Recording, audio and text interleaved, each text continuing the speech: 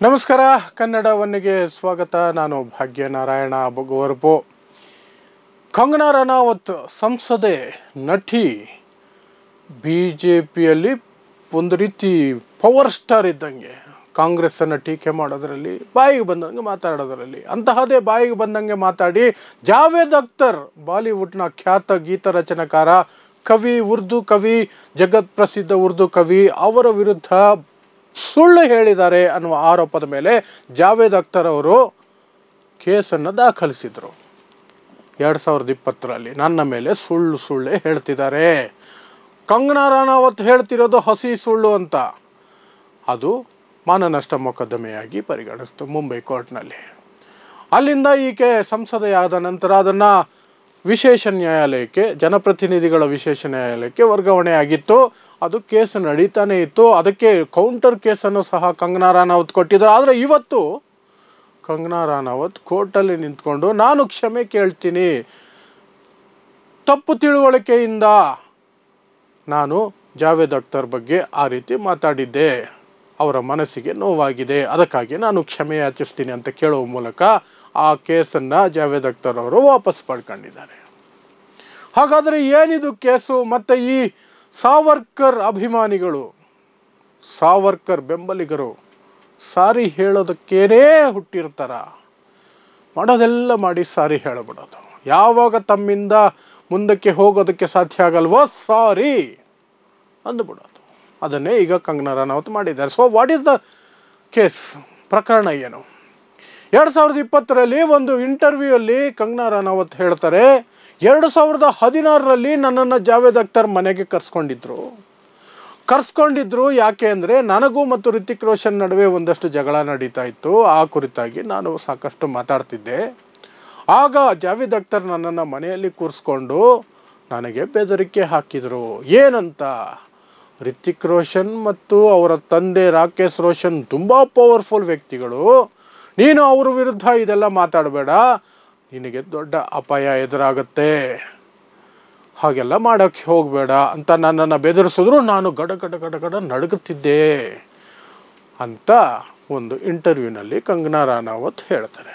ಅದು ಆಗಿದ ತಕ್ಷಣ ಜಾವೇದ್ ಅಖ್ತರ್ ಹೇಳ್ತಾರೆ, ಇದೆಲ್ಲ ಹಸಿ ಸುಳ್ಳು, ನಾನು ಕರೆದು ಮಾತಾಡಿಸಿದ್ದು ನಿಜ, ಆದರೆ ನಾರ್ಮಲ್ ಆಗಿ ಮಾತಾಡ್ತಿದ್ದೆ. ಆ ವಿಚಾರ ತೆಗೆದ ತಕ್ಷಣ ಕಂಗನಾ ರನಾವತ್ ಒಂಚೂರು ಮೊಂಡು ರೀತಿಯಲ್ಲಿ ಮಾತಾಡಿದ್ರು. ನಾನು ಅದನ್ನು ಬಿಟ್ಟು ಬೇರೆ ವಿಚಾರಗಳನ್ನು ಮಾತಾಡಿದೆ. ಈ ಎಲ್ಲ ಮಾತುಗಳೇನಿದೆ, ಬೆದರಿಸಿದ್ದೀನಿ, ಅವರು ಹಾಗೆ ಮಾಡ್ತಾರೆ, ಇವರು ಹೀಗೆ ಮಾಡ್ತಾರೆ, ಬಿಟ್ಟುಬಿಡು, ಅದು ಹಿಂಗೆ ಇದು ಹಿಂಗೆ, ಅವರು ತುಂಬ ಪವರ್ಫುಲ್ ವ್ಯಕ್ತಿ, ಶ್ರೀಮಂತರು, ಅವ್ರ ಜೊತೆ ಆಟ ಆಡಬೇಡ, ಇದು ಯಾವುದನ್ನು ನಾನು ಹೇಳಲಿಲ್ಲ, ಇದೆಲ್ಲ ಹಸಿ ಸುಳ್ಳು ಕಂಗನಾ ರನಾವತ್ ಹೇಳ್ತಾ ಇರೋದು ಅಂತ ಜಾವೇದ್ ಅಖ್ತರ್ ಕೋರ್ಟ್ಗೆ ಹೋದರು. ಅದು ಆವತ್ತಿಂದ ಇಲ್ಲಿಯವರೆಗೆ ಕೋರ್ಟಲ್ಲಿ ನಡ್ಕೊಂಡೇ ಬರ್ತಾ ಇತ್ತು. ಅದಕ್ಕೆ ವಿರುದ್ಧವಾಗಿ ಕೌಂಟರ್ ಕೇಸನ್ನು ಸಹ ಜಾವೇದ್ ಅಖ್ತರ್ ವಿರುದ್ಧ ಕಂಗನಾ ರನಾವತ್ ಕೊಟ್ಟಿದ್ದರು. ಅದು ಯಾವುದು ಸಹ ಕೋರ್ಟಲ್ಲಿ ನಿಲ್ಲಿಲ್ಲ. ಆದರೆ ಇವತ್ತು ಕಂಗನಾ ರನಾವತ್ ಕೋರ್ಟಿಗೆ ಬಂದು ಜಾವೇದ್ ಅಖ್ತರು, ಕಂಗನಾ ರನಾವತ್, ಅವರ ವಕೀಲರು ಎಲ್ಲ ಕೂತ್ಕೊಂಡು 3/4 ಗಂಟೆ ಮೀಟಿಂಗ್ ಮಾಡಿ ಕೊನೆಗೆ ಕಂಗನಾ ರನಾವತ್ ನಾನು ಕ್ಷಮೆ ಯಾಚಿಸ್ತೀನಿ, ತಪ್ಪು ತಿಳುವಳಿಕೆಯಿಂದ ಹಾಗಾಯಿತು, ಅವರ ಮನಸ್ಸಿಗೆ ನೋವಾಗಿದೆ, ನಾನು ಅವರಿಗೆ ಆಗಿರುವಂತಹ ಅನಾನುಕೂಲಕ್ಕೆ ಕ್ಷಮೆ ಯಾಚಿಸ್ತೀನಿ, ಐ ಅಪಾಲಜೈಸ್ ಅಂತ ಕೋರ್ಟಲ್ಲಿ ಹೇಳ್ಕೊಂಡ್ರು.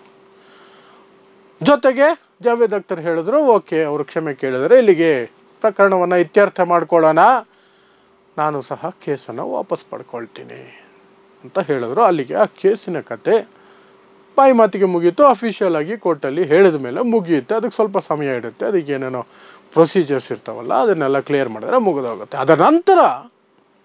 ಅದರ ನಂತರ ಒಂದು ಪೋಸ್ಟನ್ನು ಹಾಕ್ತಾರೆ ಕಂಗನಾ ರನಾವತ್. ಆ ಪೋಸ್ಟಲ್ಲಿ ಕೋರ್ಟಲ್ಲಿ ಇವತ್ತು ಜಾವೇದ್ ಅಖ್ತರ್ ಜೊತೆ ಇರುವಂತಹ ಫೋಟೋ ಹಾಕಿ, ಜಾವೇದ್ ಅಖ್ತರ್ ಅವರು ತುಂಬ ಒಳ್ಳೆಯವರು, ಅವರಲ್ಲಿ ಇದ್ದಂತಹ ಭಿನ್ನಾಭಿಪ್ರಾಯನ ನಾವು ನಿವಾರಿಸ್ಕೊಂಡಿದ್ದೀವಿ, ಕ್ಷಮೆ ಕೇಳಿದ್ದೀನಿ ಅಂತ ಹೇಳೋದಿಲ್ಲ ತಮ್ಮ ಪೋಸ್ಟಲ್ಲಿ. ನಮ್ಮಿಬ್ಬರ ನಡುವೆ ಇದ್ದ ಭಿನ್ನಾಭಿಪ್ರಾಯವನ್ನು ನಿವಾರಿಸ್ಕೊಂಡು ಕೇಸ್ಗಳನ್ನು ವಾಪಸ್ ತಗೊಂಡಿದ್ದೀವಿ, ಅವರು ತುಂಬ ಒಳ್ಳೆಯವರು, ನನ್ನ ಮುಂದಿನ ನಿರ್ದೇಶನದ ಚಿತ್ರಕ್ಕೆ ಅವರು ಹಾಡು ಬರ್ಕೊಡ್ತೀನಿ ಅಂತ ಒಪ್ಕೊಂಡಿದ್ದಾರೆ ಅಂತ ಬರ್ಕೊಂಡು ಪೋಸ್ಟ್ ಮಾಡ್ಕೊಂಡಿದ್ದಾರೆ. ಕೋರ್ಟಲ್ಲಿ ನಿಂತ್ಕೊಂಡು ಐ ಅಪಾಲಜೈಸ್, ನನ್ನನ್ನು ಕ್ಷಮಿಸ್ಬಿಡಿ ಅಂತ ಕೇಳೋರು ಇಲ್ಲಿ ಬಂದು ಪೋಸ್ಟ್ ಹಾಕಿ, ನಮ್ಮಿಬ್ಬರ ನಡುವೆ ಇದ್ದಂತಹ ಭಿನ್ನಾಭಿಪ್ರಾಯವನ್ನು ಸರಿಪಡಿಸ್ಕೊಂಡಿದ್ದೀವಿ, ಕೇಸುಗಳನ್ನು ವಾಪಸ್ ತಗೊಂಡಿದ್ದೀವಿ ಅಂತ, ಕೇಸುಗಳನ್ನು ಇತ್ಯರ್ಥ ಮಾಡ್ಕೊಂಡಿದ್ದೀವಿ ಅಂತ ಪೋಸ್ಟ್ ಹಾಕ್ಕೊಳ್ತಾರೆ. ಇದು ನಮ್ಮ BJP ಸಂಸದೆ ಕಂಗನಾ ರಾಣಾವತ್ ಅಲ್ಲ ಇವತ್ತಿನ ಕಥೆ. ಇನ್ನು ಈ ಕ್ಷಮೆ ಕೇಳೋ ಗುಣ ಇದೆಯಲ್ಲ, ಅದರಲ್ಲೂ ವಿಶೇಷವಾಗಿ BJPಯವರು, ಸಂಘ ಪರಿವಾರ ಬೆಂಬಲಿಗರು, ಸಂಘ ಪರಿವಾರದ ಹಿನ್ನೆಲೆಯವರು, ಅವರ ಗುರು, ತಾತ್ವಿಕ ಗುರು, ಆಧ್ಯಾತ್ಮಿಕ ಎಲ್ಲ ರೀತಿಯಾದಂತಹ ಗುರು ಸಾವರ್ಕರ್ ಬ್ರಿಟಿಷರಿಗೆ ಕ್ಷಮಾಪಣಾ ಪತ್ರದ ಮೇಲೆ ಕ್ಷಮಾಪಣಾ ಪತ್ರ ಬರೆದು ಕ್ಷಮಾಪಣೆಯನ್ನು ಪಡೆದು ಜೀವದಾನ ಪಡೆದು ಇನ್ನೆಂದೂ ನಿಮ್ಮ ವಿರುದ್ಧ ಹೋರಾಡಲ್ಲ ಅಂತ ಬಂದು ಆ ಮಾತಿನ ಪ್ರಕಾರವೇ ಜೀವನ ಕಳೆದಂತಹ ಸ್ವಯಂ ಘೋಷಿತ ವೀರ ಸಾವರ್ಕರ್ ಭಕ್ತರು, ಶಿಷ್ಯರು ಯಾಕೆ ಹೀಗೆ ಮಾಡ್ಕೊಳ್ತಾರೆ? ಯಾಕೆಂದರೆ ಅವರಿಗೆ ಗೊತ್ತು, ಮಾಧ್ಯಮಗಳಲ್ಲಿ ಅವರ ಮಾತನ್ನೇ ದೊಡ್ಡದಾಗಿ ತೋರಿಸ್ತಾರೆ. ಸುಶಾಂತ್ ಸಿಂಗ್ ರಾಜಪೂತ್ ಆತ್ಮಹತ್ಯೆ ಮಾಡಿಕೊಂಡಾಗಿದ್ದಿನ ಸಂದರ್ಭ ಅದು. ಆ ಸಂದರ್ಭದಲ್ಲಿ ಜಾವೇದ್ ಅಖ್ತರ್ ವಿರುದ್ಧ, ಮುಸ್ಲಿಂ ವ್ಯಕ್ತಿಯ ವಿರುದ್ಧ ಈ ರೀತಿ ಆರೋಪಗಳು ಮಾಡೋದ್ರಿಂದ ಸಿನಿಮಾ ಇಂಡಸ್ಟ್ರಿಯಲ್ಲಿ ಮುಸ್ಲಿಮರು ಹಿಂದೂಗಳ ವಿರುದ್ಧ ಮಾಡಬಾರದನ್ನು ಮಾಡ್ತಾರೆ ಅನ್ನೋದನ್ನು ಕಕ್ಕೋದಕ್ಕೆ, ವಿಷ ಕಕ್ಕೋದಕ್ಕೆ ಮಾಧ್ಯಮಗಳಿಗೆ ಸರ್ಕ್ ಕೊಡಬೇಕಾಗಿತ್ತು. ಕಂಗನಾ ರಾಣಾವತ್ ಕೊಟ್ಟರು. ಅದಕ್ಕೆ ಹಸ್ಕೊಂಡಿರುವಂತಹ ಈ ಗೋಧಿ ಮಾಧ್ಯಮಗಳು, ಇಸ್ಲಾಮೋಫೋಬಿಯಾದಿಂದ ನರಳುವಂತಹ ಮಾಧ್ಯಮಗಳು ಅದನ್ನು ದೊಡ್ಡ ಸುದ್ದಿ ಮಾಡಿದ್ರು. ಜಾವೇದ್ ಅಖ್ತರ್ ಹೀಗಂತೆ ಹಾಗಂತೆ, ಕಂಗನಾ ರಾಣಾವತನ್ನು ನಡಗಿಸ್ಬಿಟ್ರಂತೆ, ಬೆದರಿಸಿ, ಪಾಪ ಆಕೆ ನಡಗ್ತಾ ಇದ್ರಂತೆ ಅಮಾಯಕಿ ಅಂತೆಲ್ಲ ಸುದ್ದಿ ಮಾಡಿ ಕಿರ್ಚಾಡ್ಬಿಟ್ರು ಚಾನಲ್ಗಳಲ್ಲಿ. ಆದರೆ ಇವತ್ತು ಏನೂ ಆಗಲ್ಲ, ಅದನ್ನು ಪ್ರೂವ್ ಮಾಡೋಕ್ಕಾಗಲ್ಲ, ಸುಮ್ಮನೆ ಶಿಕ್ಷೆ ಆಗುತ್ತೆ, ಮಾನ ಹೋಗುತ್ತೆ ಅಂತ ಯಾವಾಗ ಅರ್ಥ ಆಯಿತೋ ಕೋರ್ಟಿಗೆ ಬಂದು ನನ್ನನ್ನು ಕ್ಷಮಿಸ್ಬಿಡಿ, ತಪ್ಪು ಅಭಿಪ್ರಾಯದಲ್ಲಿ ನಾನೇನೋ ಮಾತಾಡ್ಬಿಟ್ಟೆ ಅಂತ ಹೇಳಿಕೊಂಡು ಅದರಿಂದ ಬಚಾವಾಗಿದ್ದಾರೆ. ಇದು ಇವರ ಮನಸ್ಥಿತಿ, ಇವರ ಪರಿಸ್ಥಿತಿ ಎಲ್ಲವೂ ಸಹ ಅದನ್ನು ಅರ್ಥ ಮಾಡಿಕೊಂಡ್ರೆ ಸರಿ. ನೋಡ್ತಾ ಇರಿ ಸಮಾಜಕ್ಕಾಗಿ ಕನ್ನಡ 1 ನ್ಯೂಸ್. ನಮಸ್ಕಾರ.